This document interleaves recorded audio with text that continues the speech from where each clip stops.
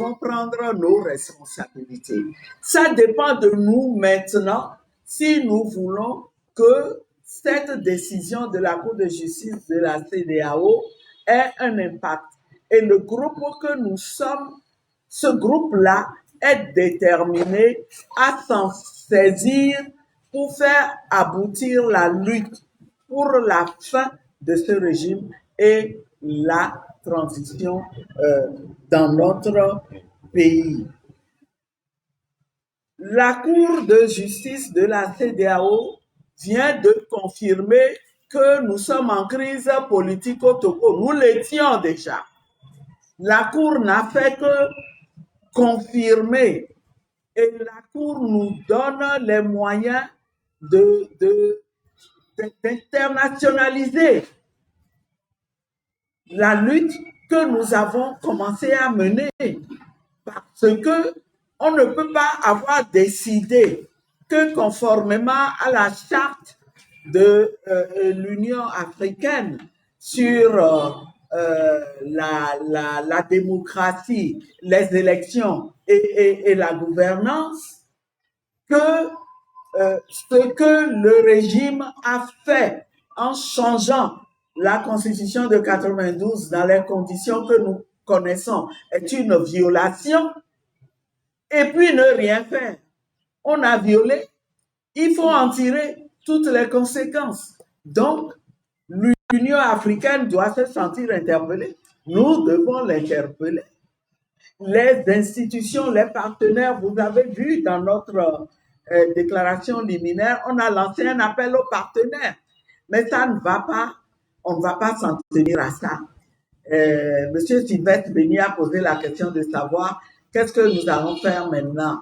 Mais nous allons bien sûr nous saisir de cette décision, faire en sorte que nos compatriotes togolais s'en saisissent et se sentent libérés et confortés pour poursuivre la lutte contre ce régime. Voilà un peu ce que je voulais dire. Je pense que les collègues ont dit de ça. Merci. Je crois que l'intention des journalistes, c'est de savoir ce que nous allons faire après cette décision de la Cour de justice de la CEDEAO. Nous vous comprenons très bien. Et nous savons tous que le régime que nous avons en place au Togo est protégé par ce que j'avais appelé la justice injuste de l'intérieur et la justice injuste de l'extérieur.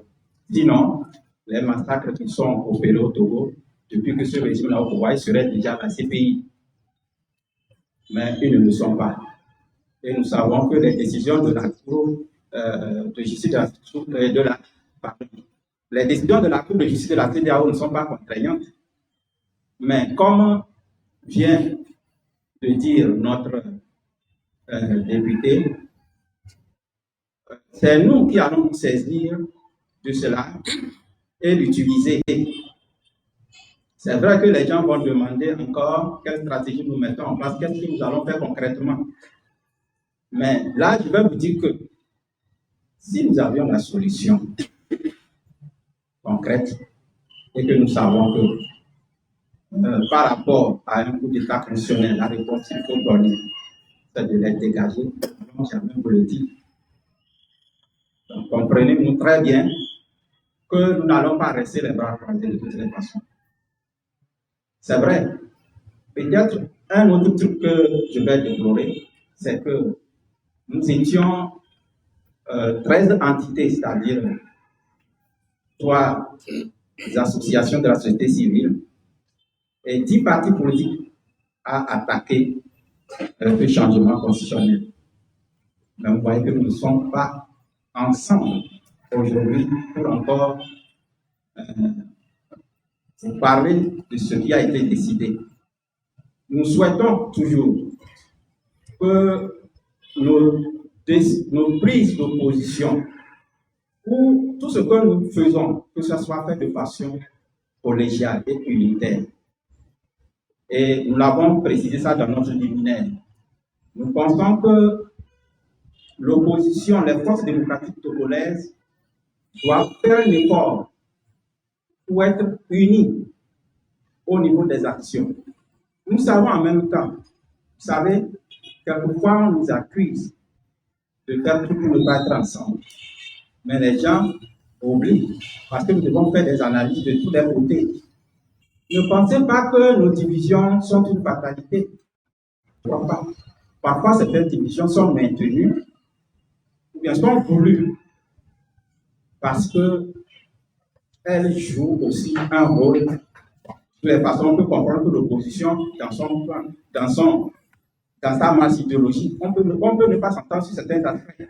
Mais certaines querelles sont maintenues pour favoriser peut-être l'adversaire, notre adversaire, le régime en place. Et vous comprenez très bien que à ce niveau-là, il serait très difficile de nous forcer à être ensemble. Parce que vous pouvez vous faire... C'est quelque chose qui est mis en place. C'est une façon de nous affaiblir. Vous savez que ce soit sur les plans spirituels comme physiques, c'est la division qui est l'arme du dominateur. Celui qui veut vous dominer utilise la division. Parce qu'il sait que votre force va l'ébranler, mais il possède à vous diviser. Et c'est ça qui est joué. Nous pensons qu'on doit faire beaucoup d'efforts pour parvenir à l'unité d'action. Et ça, même l'autre fois, j'ai entendu le parti ANC qui était seul même à l'annoncer. Je suis désolé, pourquoi cela n'a pas été fait au sein au moins de CNCC, alors que tous les partis qui sont au sein de CNCC ont signé le truc. Moi, j'ai trouvé ça bizarre. Au moins ça peut attirer notre attention. Donc, je pense que dans ce que nous sommes en train de dire, nous n'allons jamais abandonner la lutte. Et notre détermination à contester ce changement constitutionnel va continuer jusqu'à l'aboutissement du départ de ce régime. Merci. Merci.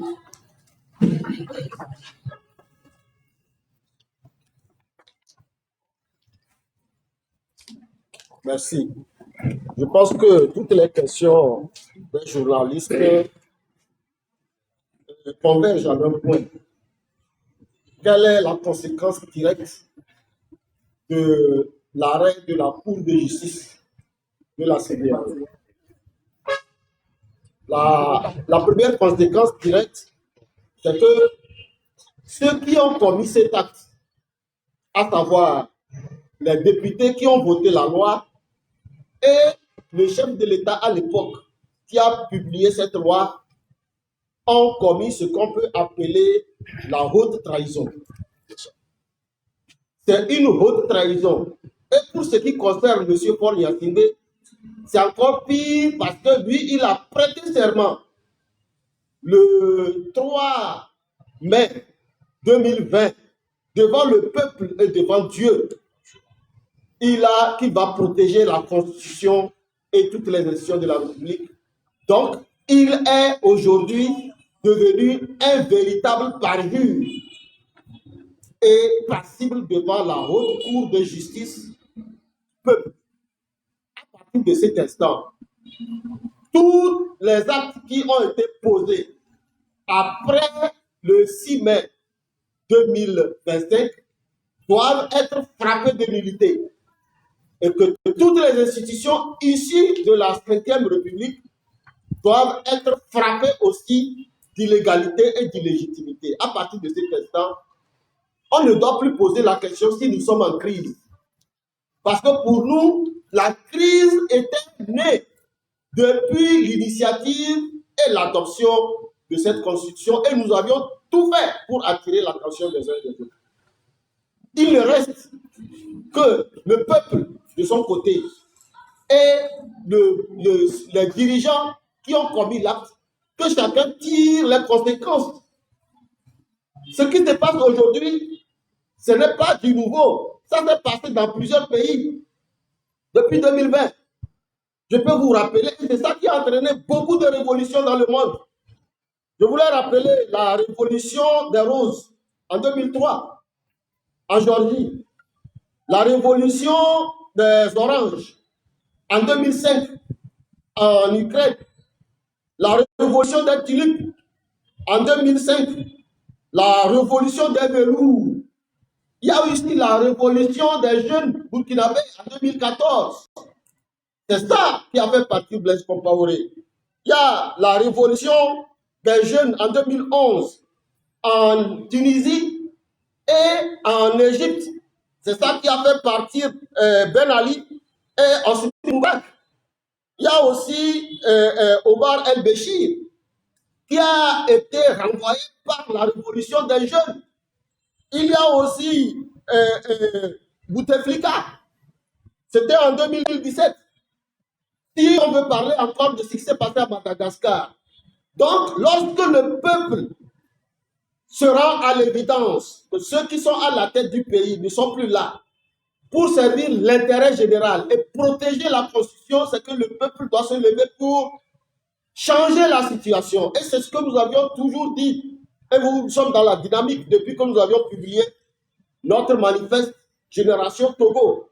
Et aujourd'hui, la Cour de justice de la CEDEAO nous donne encore une arme supplémentaire pour dire que désormais la lutte, en tout cas la cause, n'est plus entendue pas seulement le peuple togolais, mais aussi la communauté internationale.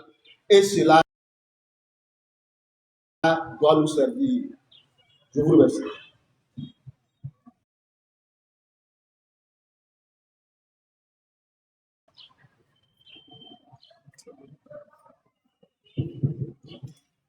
Je voudrais à mon tour apporter quelques précisions par rapport aux questions posées par les journalistes. Merci beaucoup, honorable Ourapo, pour ce rappel qui nous conforte. Je voudrais tout simplement dire que nous étions en la confiscation de la victoire du peuple, grand tournant pour notre pays, de rentrer dans une nouvelle ère. Mais les tenants de ce pouvoir, le dictateur, s'est maintenu au pouvoir contre le gré des Togolais. Et pour ne plus avoir à faire face au suffrage universel, il a initié cette réforme qui vient couronner sa volonté de s'éterniser au pouvoir. Mais Dieu est grand. Ce qu'il a fait se retourne contre lui et il appartient à nous, les Togolais, de tirer les conséquences et de prendre nos responsabilités. Le pouvoir a réussi quelque chose de formidable. C'est d'inculquer la peur aux Togolais par la terreur, par la gouvernance de terreur.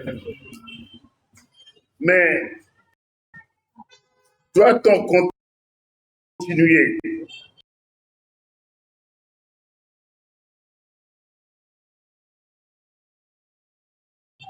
à rester dans cette logique de peur alors que ce gouvernement est illégitime? Ce gouvernement n'a pas nous le confirmé. Nous étions avant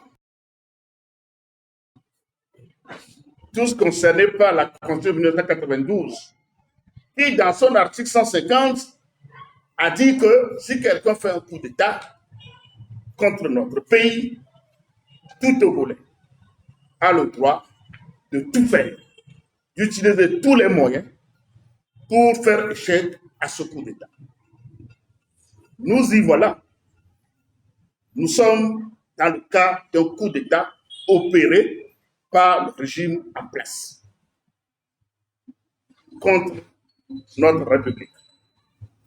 Alors, je crois que leur constitution,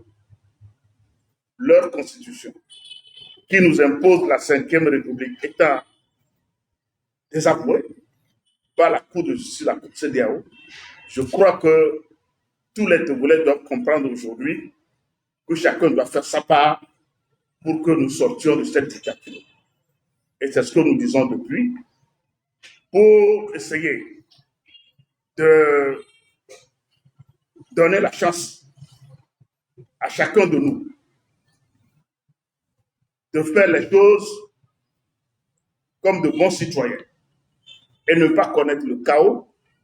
Nous avons proposé le manifeste Génération Togo qui demande à ce que nous allions dans une transition politique pour refonder notre République. Nous y tenons et nous insistons là-dessus, que c'est le moment que les gouvernants prennent conscience du mal qu'ils font à notre peuple, qu'ils prennent conscience du risque qu'ils font prendre à tout notre peuple et qu'ils prennent conscience du risque qu'eux-mêmes ils prennent en s'entêtant. Nous leur laissons la possibilité d'apprécier notre manifeste Génération Togo et que des décisions idoines soient prises à leur côté pour qu'ensemble nous mettions fin à la dictature qui nous habilise, qui bloque l'avenir de la jeunesse et qui fait en sorte que notre pays s'est arrêté. Le pays s'est arrêté. Il ne peut plus évoluer sous aucun plan. La preuve, c'est que leur propre constitution vient d'être désavouée. Le peuple doit prendre sa responsabilité. Et c'est ce que nous demandons à chacun à son niveau. Pour l'instant, les acteurs politiques que nous sommes, nous faisons notre part. Et nous souhaiterions que le peuple comprenne que là où on est arrivé là, il faut que chacun se dise, on en a marre. Merci.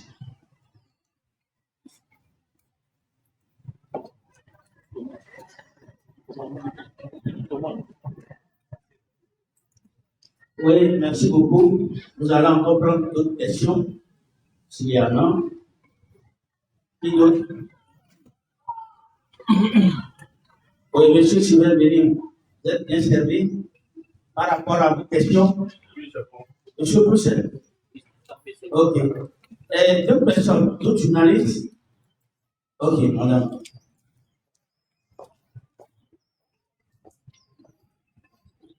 Si c'est le président de la dépêche. Donc, vos déclarations, vous allez appeler la population congolaise à une mobilisation. D'après vous, quelle forme proposer? Quelle forme de mobilisation?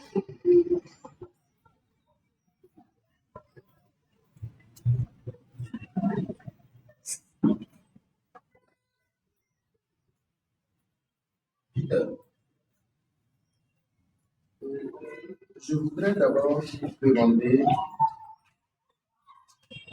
toutes les fois que vous avez dit, vous appelez les populations à prendre leurs responsabilités.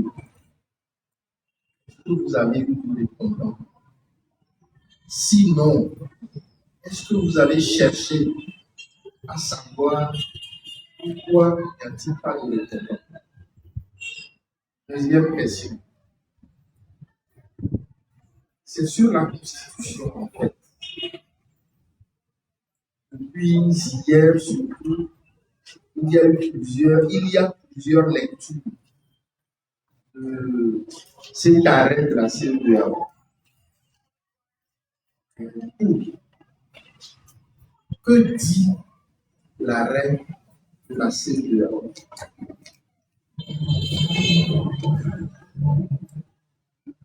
Et la dernière question, c'est vous demander,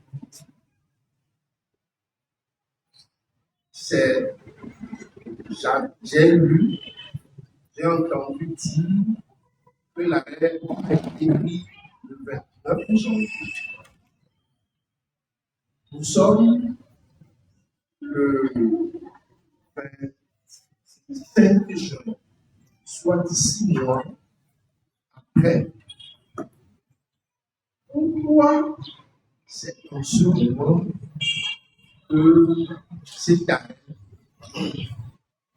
fait objet de lecture, d'interprétation et d'appel à modification?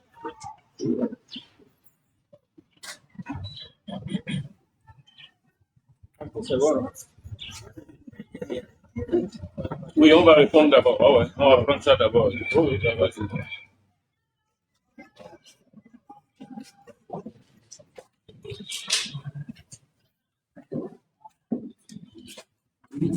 Merci à Michael pour cette question. Je voudrais répondre à ces deux dernières questions. Et je commence par la toute dernière. Il voudrait savoir pourquoi une décision qui a été rendue depuis le 29 janvier, nous n'avons pas, ces derniers jours, que nous avons, il y a toute cette communication autour. La décision jusqu'alors n'a été notifiée à aucune partie, ni au requérant, comme nous sommes ici, ni à nos conseils, qui sont cinq avocats togolais, dont certains sont étudiés au barreau du Togo, d'autres au barreau de Paris. Donc, effectivement, nous avons découvert l'arrêt. Nous savons que l'arrêt a été rendu. Mais nous n'avons pas la substance, nous n'avons pas la copie ou l'expédition de l'arrêt pour communiquer autour. Donc, effectivement, nous l'avons découvert sur le site de la juridiction, donc de la Cour de justice de la CEDEAO. Et donc, c'est à ce moment que nous avons commencé par en parler. Donc, c'est ce qui fait que depuis le 29 janvier, c'est pourquoi nous nous étonnons. Pourquoi depuis lors, on a signifié à ceux qui ont perdu, je dis ils ont perdu. Et c'est en cela que je vais revenir sur votre deuxième question. Parce que vous avez demandé qu'est-ce que l'arrêt dit exactement. On ne va pas tout vous dire, puisque c'est beaucoup. On va juste dire l'essentiel. Là où il est dit clairement que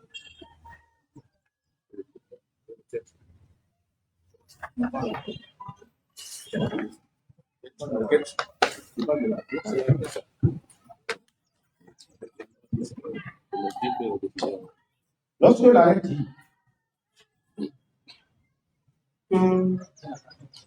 constate que le défendeur, c'est-à-dire l'État togolais, représenté par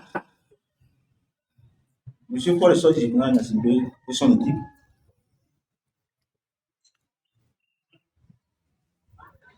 que le défendeur a violé l'article 23 de la Charte africaine de la démocratie, des élections et de la gouvernance.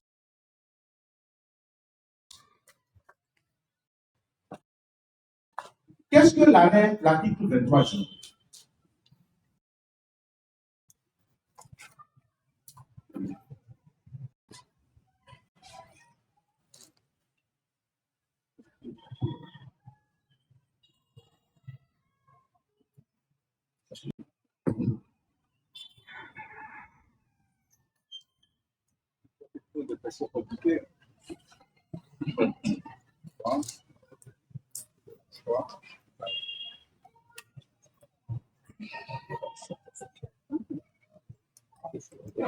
Les États partis conviennent que l'utilisation, entre autres, des moyens si après, pour accéder, pour se maintenir au pouvoir, constitue un changement anticonstitutionnel de gouvernement et est passible de sanctions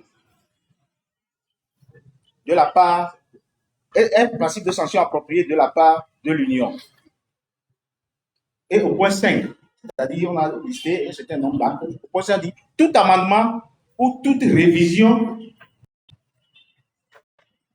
des constitutions ou des instruments juridiques qui portent atteinte au principe de l'alternance démocratique.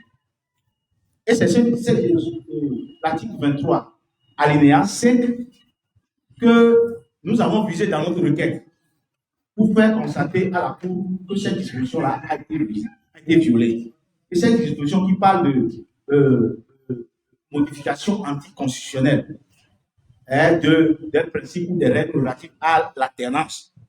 Lorsqu'on dit que ça a été violé, ça veut dire que lorsque la Cour constate que ça a été violé, ça veut dire que la Cour constate que la modification de la Constitution est anticonstitutionnelle et donc on a violé la Constitution.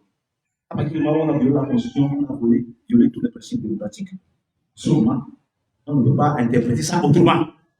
C'est vrai qu'il y a d'autres moyens qui ont été développés dans notre requête, qui ont été rejetés parce qu'on a estimé que ce serait trop s'impliquer dans la gouvernance, etc. Mais ça, au moins, ils ont reconnu.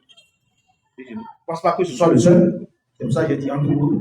Ça aussi, on a reconnu que la modification de la Constitution est anticonstitutionnelle. Et ça viole l'article 23 alinéa 5 de la Charte sur la démocratie et la bonne gouvernance.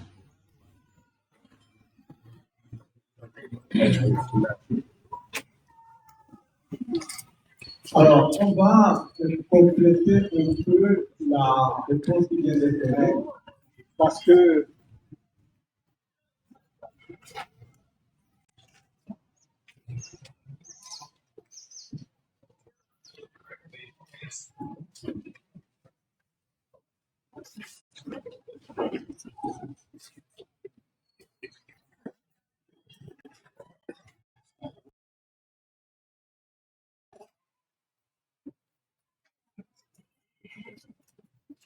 alors, je voudrais compléter un peu ce que Maître Aboukan vient de clarifier pour dire que nous avions aussi l'habitude d'évoquer le protocole additionnel de la bonne gouvernance de la démocratie de la CEDEAO.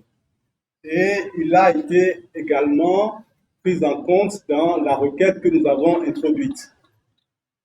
Mais ce point n'a pas été retenu par la Cour pour une raison simple, c'est que les textes de la CEDEAO disent qu'il n'y a que les États qui peuvent saisir la Cour sur voir la limite des textes de la CEDEAO et qui doivent aussi entrer dans la refonte du fonctionnement de cette institution. Mais ce qu'il faut noter, c'est que le peuple togolais n'a pas attendu cet arrêt pour s'engager et se dresser contre ce changement de la Constitution. Et donc, la voie que nous suivons est une voie que nous avons déjà tracée. Nous avons notre plan d'action. L'arrêt de la Cour de justice de la CEDEAO est un instrument qui vient s'ajouter à tout ce que nous développons déjà.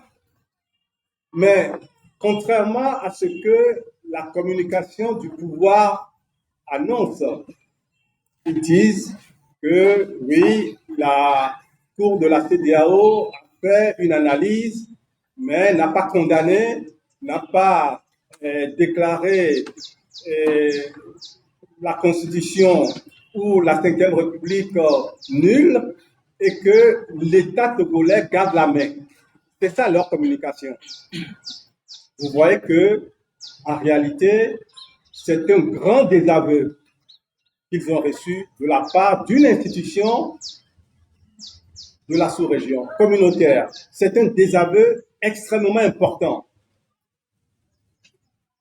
Qu'est-ce que ça veut dire? Ça veut dire que toutes les institutions, tous les partenaires savent désormais que juridiquement, ce ne sont plus les opposants, ce ne sont plus les Togolais qui le disent, mais une institution communautaire qui confirme l'illégalité et l'illégitimité des institutions togolaises. C'est extrêmement grave pour l'État. Donc, ils peuvent chercher à minimiser, mais les faits sont là. C'est pour ça que non seulement nous allons poursuivre l'axe de lutte que nous avons engagé, particulièrement avec la sortie du manifeste Génération Togo, mais nous allons également nous servir de cet instrument supplémentaire qui est entré dans nos mains pour le faire valoir auprès de toutes les institutions. Mais ce que je voudrais aussi ajouter pour le peuple togolais, c'est que la lutte que nous menons est une lutte de conviction, est une lutte de ce que nous vivons tous les jours. Mais je voudrais insister aux Togolais que la légitimité de notre lutte vient d'être aussi consacrée par l'arrêt de la Cour de justice de la CEDEAO, qui dit que nous avons le droit de contester ce que le pouvoir a fait. Nous avons même le devoir de nous battre contre cela, parce que c'est contre toutes les règles. Et donc, ça veut dire que nous ne devons plus avoir une appréhension, nous ne devons plus avoir peur, parce que nous sommes dans notre droit. Ce ne sont pas simplement les leaders politiques et des organisations de la société civile qui vous disent que le pouvoir a fauté. Non, c'est au niveau international qu'on dit à nous Togolais que votre pouvoir, le pouvoir togolais, les autorités togolaises ont piétiné le droit. Donc, le droit a quitté le sommet de l'État pour se retrouver aujourd'hui entre les mains des Togolais, c'est-à-dire dans la rue. Puisque l'État ne respecte plus le droit, eh bien, la seule chose qui reste, c'est que nous exprimions le droit dans la rue. C'est pour ça que la mobilisation à laquelle nous appelons est forte. Et je vais en profiter pour répondre à la question qui a été posée pour savoir pourquoi les gens ne répondent pas. Pourquoi les gens ne répondent-ils pas à nos appels? C'est bien ça la question. Mais vous avez tort de dire que les gens ne répondent pas à nos appels. Jusqu'à présent, qu'est-ce que nous faisons? Nous sensibilisons, nous éveillons les consciences. Attendez qu'on donne le mot d'ordre. Parce que jusqu'à présent, on n'a pas donné de mot d'ordre. On n'a pas donné de mot d'ordre. Mais le cheminement est en cours. Et soyez à l'écoute. Le mot d'ordre viendra. Et vous verrez que lorsque le niveau de mobilisation aura atteint le niveau qu'il faut, vous verrez comment les Togolais vont réagir. Et les Togolais ont toujours réagi comme ça. Nous avions attendu de 2012, lorsque le CFT a mobilisé les Togolais, comme jamais. Il a fallu attendre 5 ans plus tard, en 2017, pour qu'on voit les Togolais se réveiller davantage, plus qu'en 2012. Peut-être que prochainement, les Togolais se réveilleront encore beaucoup plus qu'en 2017, parce que là, tout le monde en a assez. D'accord? Donc, ne dites surtout pas que les Togolais ne répondent pas aux mobilisations. Les Togolais attendent le mot d'ordre, et ça viendra. C'est une promesse, parce que c'est notre engagement, c'est notre détermination. Nous voulons mettre un terme à cette dictature qui a trop duré.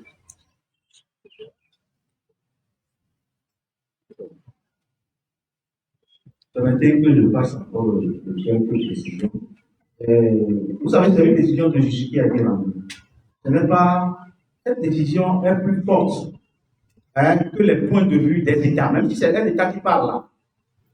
Ça ne vaut rien de voir une décision de justice rendue par une juridiction qui a été instituée par des États. Ça s'impose comme une décision de justice, même si habituellement, nous au Togo, on met ça dans les placards, mais on piétine des décisions de justice. Il y a la Cour de justice de la CEDEAO. On le vit d'exécuter.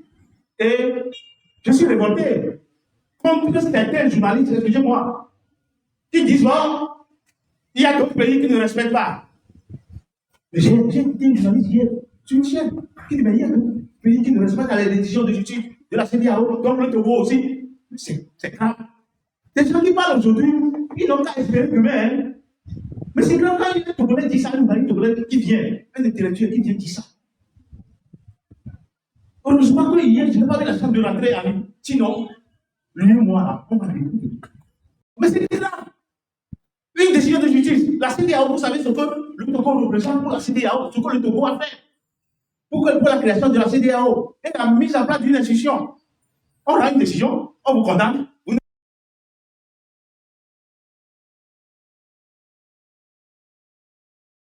On dit les mauvaises choses, même si d'autres pays font des mauvaises choses, on va applaudir. Que bon, il faut suivre des bêtises. C'est grave. Vous voyez leur position là? Excusez-moi, leur position là. Vous ne voyez pas que ceux qui ont soutenu la mise en place de la Constitution se lèvent aujourd'hui des intellectuels togolais. Ceux qui vont avoir confiance, ils se lèvent aujourd'hui que bon, la Constitution là, ce n'est pas fait ceci, parce que le régime parlementaire, c'est plutôt ceci, c'est cela. Mais c'est con, c'est prendre les Togolais pour des cons. Les gens qui étaient vigoureux pour la mise en place de cette Constitution là, qui viennent dire aujourd'hui que non, parce que ils ont trompé leur chef. Ils ont trompé leur chef. Et ils ont mis des choses qui ne cadrent pas avec la réalité. Maintenant qu'ils ont des difficultés sur le terrain, ils font semblant de nous tourner en tombée. Cette université, heureusement que nous avons certains qui sont sérieux, qui sont avisés, qui sont plus intelligents. Si que le tout était vivant, paix à son âme, il dira que les intellectuels arrivent. C'est nous intellectuels, nous universitaires, c'est un de nous. C'est important. Je ne suis pas donné le mot d'aujourd'hui, je vais même plus connaître. Un journaliste qui se présente comme un commissaire du gouvernement, il y en a plein. Allez sur certains chaînes les vendredis, vous les verrez. Merci. Peut-être moi je vais ajouter un mot. Hein. Je vais ajouter un mot. Peut-être faire apparaître une nuance. En réalité, les décisions de la Cour de justice de la CEDEAO apparaissent comme non contraignantes. Mais en fait, dans le fait, elles sont contraignantes. Les États ont le devoir de les respecter. La différence, la nuance que je veux mettre ici, c'est que la Cour elle-même n'a pas de moyen de coercition. C'est-à-dire la Cour est là, elle prononce le droit, mais on ne lui a pas donné les éléments comme les gens, les procureurs, ils sont à leur disposition, on ne leur a pas donné les éléments de coercition pour mettre en œuvre leur décision. Parce que c'est elle agit de manière subsidiaire. Il revient aux États maintenant à disposition pour que les rectifications, pour que ce qui est fait soit corrigé. Ce que l'État togolais ne fait pas. Maintenant, si l'État togolais ne le fait pas, nous, les populations au profit de qui on a rendu les décisions, nous avons le devoir de nous mobiliser pour rendre effective cette décision-là. C'est le sens de ce que Mme Diawago et Nathaniel ont dit tout à l'heure. Elle a dit que nous n'avons pas de moyens de coercition, mais on a dit le droit. Mais vous, en tant que peuple, au profit de qui on a dit le droit, vous avez le droit, ce n'est même pas un droit, vous avez le devoir d'agir pour que ce que nous avons dit là soit effectif. Et c'est ça tout le sens de la mobilisation que nous devons faire. En fait, cette décision commande que tous les Togolais, jeunes de l'intérieur comme de la diaspora, femmes des villes comme des campagnes, se mobilisent maintenant pour que ce qui a été mal fait, que cela soit corrigé. Ce n'est pas à la Cour de venir prendre un bâton de militaire pour venir le corriger. Et c'est le devoir que nous avons à faire. Et nous le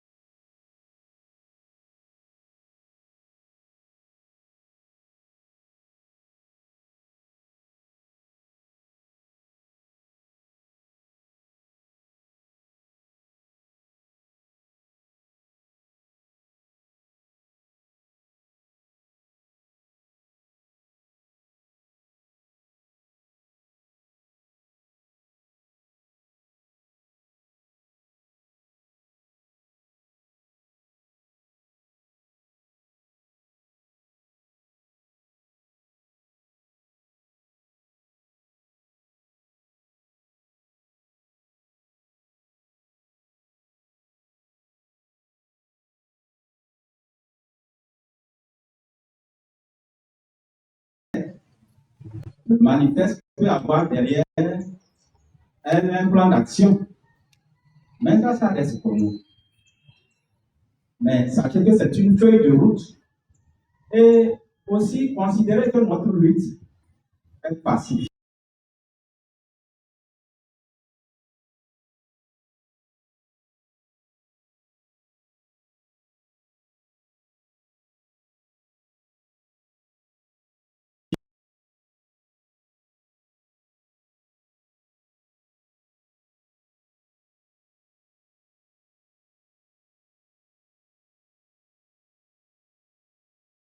Nous avons décidé qu'ils s'en aillent. Et nous allons passer par tous les moyens locaux pour les faire partir. Sur ce, nous déclarons la conférence de presse de ce jour terminée. Merci d'avoir participé. À la prochaine.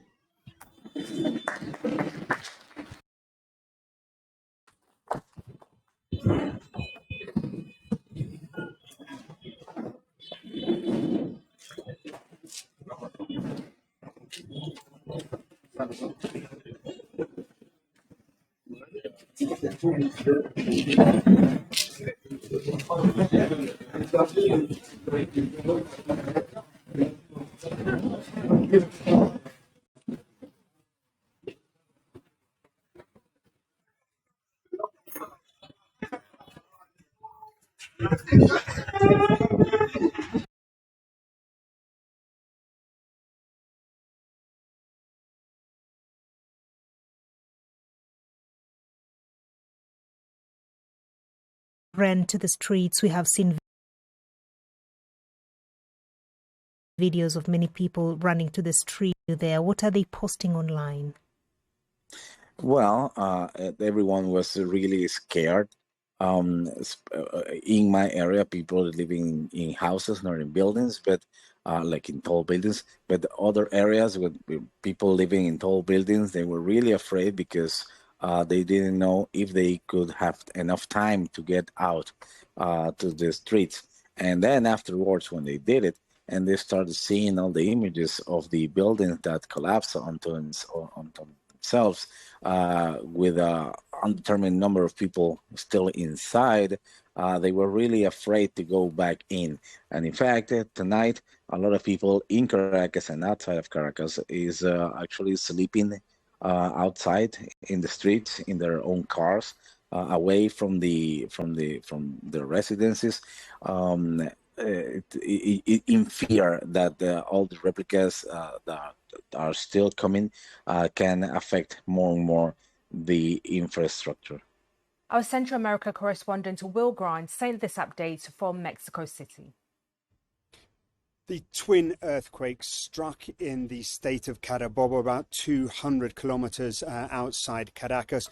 One at around 7.1 magnitude, the next at 7.5, and the effects were felt right the way through to the Colombian capital, Bogota. They were certainly very, very keenly and powerfully felt in the Venezuelan capital, Caracas, where buildings have been brought down in a number of neighborhoods. I've been speaking to a journalist in the San Bernardino neighborhood in the north, and she's outside a building where residents say there are people trapped outside and there are emergency services on the scene. It was a national holiday in Venezuela, so many families would have been at home enjoying each other company when the earthquakes struck. There's not been an event this powerful for some time. It's very reminiscent of the earthquakes in Venezuela in 1967 in Caracas, which have left a real scar on the collective memory of the city. Real concern about aftershocks, meaning that many people are staying outside of their